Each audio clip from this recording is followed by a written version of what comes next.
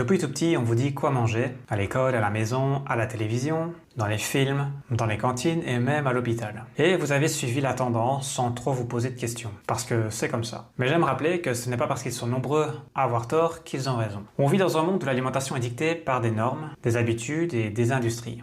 Et peut-être que votre santé n'est pas au top. Fatigue chronique, digestion lente et perturbée, humeur instable, sommeil non réparateur. Au fond, vous le sentez. Ce que vous mangez ne vous rend pas service. Il y a des jours où ça va et d'autres où ça ne va pas du tout. Et peut-être que vous avez déjà suggéré un lien avec votre assiette, avec ce que vous avez mangé la veille par exemple. Mais lorsqu'on ose se poser ces questions-là, ça tout de suite ça paraît compliqué, on a l'impression d'être face à une montagne d'informations, de contradictions, et on est perdu, on a même le vertige et on n'ose pas aller plus loin. Si je vais consulter quelqu'un, on va me mettre au régime potage et salade, j'ai quand même envie de profiter de la vie et on ne vit qu'une fois et après tout, quoi s'embêter?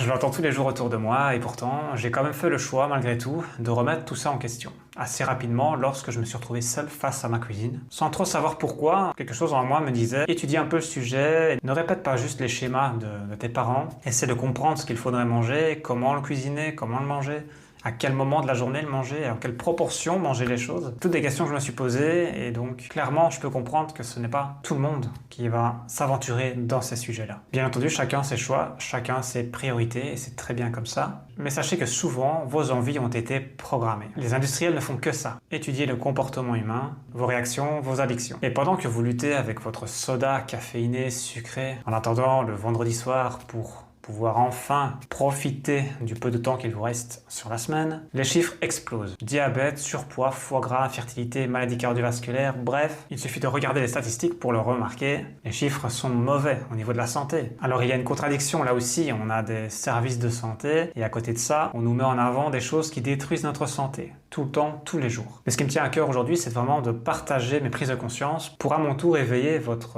prise de conscience et essayer d'ouvrir les yeux, de vous questionner, de faire vos recherches et pourquoi pas de vous y intéresser. Pour les personnes qui n'ont pas le temps, eh bien dans ce cas-là, soit on se forme, soit on se fait accompagner par quelqu'un qui s'est formé. On gagne du temps, on va droit au but et on évite beaucoup d'erreurs et on en ressort plus fort. Et ne dites pas c'est trop tard, j'ai mangé n'importe comment pendant 40 premières années de ma vie. Clairement, il y a du boulot, ça va pas se faire du jour au lendemain, il n'y a pas de pilule miracle, mais il n'est pas trop tard pour s'y mettre. Le corps se renouvelle constamment et on peut l'aider à se renouveler et à fonctionner mieux, que ce soit physiquement ou mentalement. J'ai envie de dire, sortez de l'infantilisation. Quand on écoute les médias, on est pris pour des petits enfants. Reprenez le contrôle de ce que vous ingérez. Ne vous contentez pas de vous balader dans les rayons des supermarchés et à prendre ce qui est le plus flashant, ce qui est à votre niveau de regard, en avant au niveau des caisses par exemple. Choisissez des choses qui vous nourrissent, qui vous font du bien, qui vous donnent de l'énergie, et pas des choses qui vous donnent des coups de pompe et des fringales 2 heures après, qui vous font prendre du poids et qui vous génèrent un brouillard mental du matin au soir, tellement fort que vous n'arrivez plus à réfléchir, à mémoriser et à prendre des décisions et avoir des ambitions, des projets, des envies, tout simplement parce que vous mangez des choses qui vous empoisonnent petit à petit. Peut-être que les symptômes ne sont pas très forts au départ, mais ils s'accumulent avec le temps.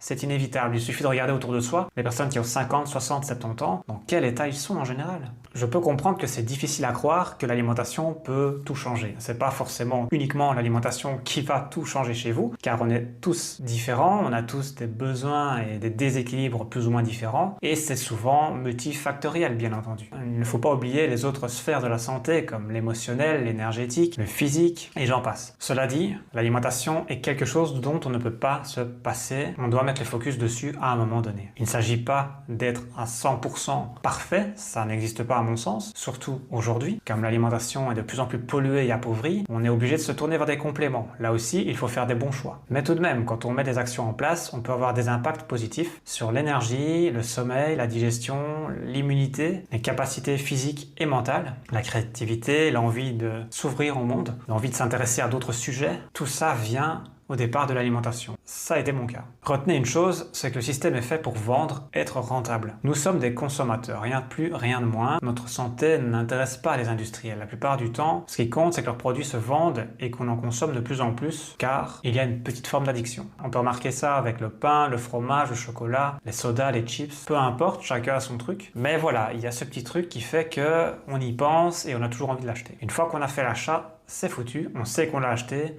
et on sait qu'on va le manger, donc tout se joue vraiment là. Donc n'oubliez pas, quelqu'un en bonne santé n'est pas rentable pour le système actuel. Beaucoup l'ont déjà dit, et j'aime le redire car c'est vrai, on ne peut que le constater. On met toujours en avant des solutions miracles, que ce soit par des médicaments, par des injections, ou encore des interventions chirurgicales spécifiques. Mais très rarement on va penser à la prévention, aux habitudes de vie que chacun peut mettre en place et qui généralement ne coûtent pas si cher que ça, car il n'y a pas de grand profit derrière. Ça fait des années que j'en suis conscient. Mais depuis 2020, ça s'est vraiment validé. On a très peu parlé d'immunité, on a très peu parlé des choses de base que tout le monde devrait savoir. C'est comme si on avait mis dans l'ombre toutes les thérapies complémentaires qui sont pourtant là, de plus en plus présentes, mais on les a occultées, on ne les a pas mis en avant alors que il y avait clairement quelque chose à faire avec ça. Que ce soit la gémothérapie, la phytothérapie, la mycothérapie, la naturopathie, la nutrithérapie. Il y a tellement de choses aujourd'hui qui peuvent vous aider à aller mieux. Le plus important, selon moi, c'est aussi de sélectionner ces sources d'informations, car c'est ça qui va construire aussi notre connaissance. Alors voilà, je pose ça là. À vous de vous écouter, de faire vos propres recherches, de faire votre chemin, vos expériences. Ça peut prendre du temps.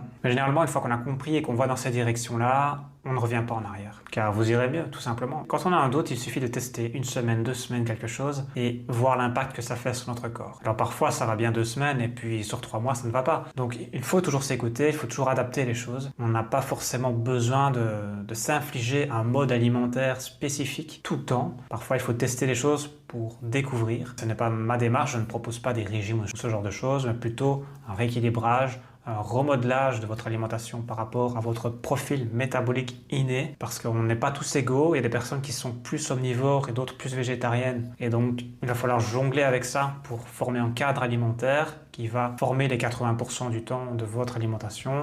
Bien entendu, ce n'est pas rigide, on laisse toujours des variations possibles. Alors voilà, si cette vidéo vous a plu, je vous invite à la liker, partager, commenter pour m'encourager à continuer, et surtout, commencer à changer pour avoir une hygiène de vie de meilleure qualité.